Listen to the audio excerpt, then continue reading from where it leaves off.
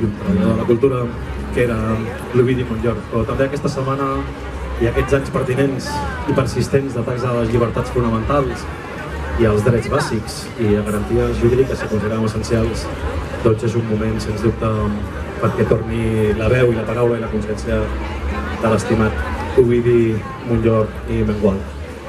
Una cançó que va escriure en dictadura, però que sembla que hagués estat escrita ahir a la nit mateix. Escola de Ribera, en defensa de l'escola, de l'educació i dels llibres.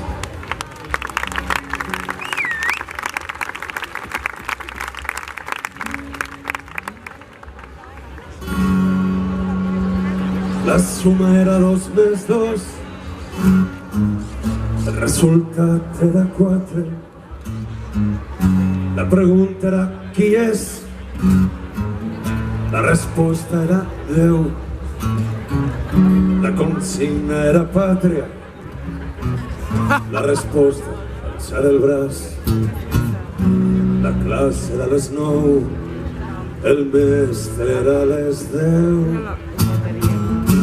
El vàter era al fons, la merda era a l'entrada.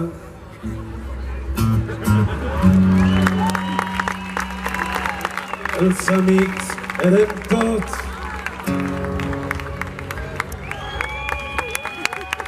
Tònic, per Societat Alcohòlica, per Leo Bassi, per Pepe Rubianes, per tots els grups de música, per Berri Xerrac, per Cassandra. No ens farem callar, hem vingut aquí a dir-ho 1000 cops i ens és igual als seus tribunals i als seus jutges, perquè la llibertat d'expressió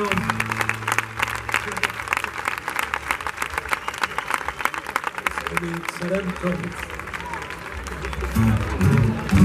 Els diplomes eren grocs, els diplomats eren verds. El Crist era de fusta, els cristians de cartró. Els pupitres eren bruts, els que seiem eren pobres. El regle era per la mà, la mà era per tancar-la.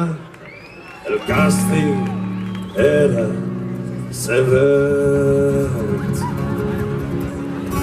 El castigat era por.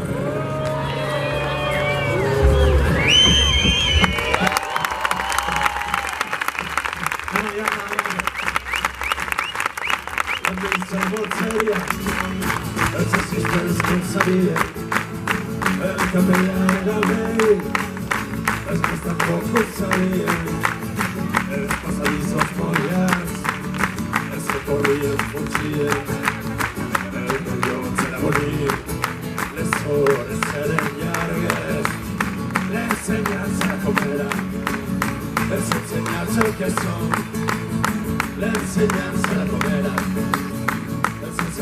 el que som, ni més ni menys que el que som,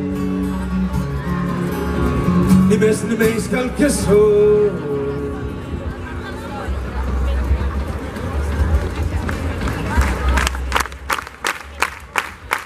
Mestre Crist i capellà, pupitres, companys i llibres, merda, infància, fe i tendresa, el temps, la por i l'estima, tot perdut per sempre,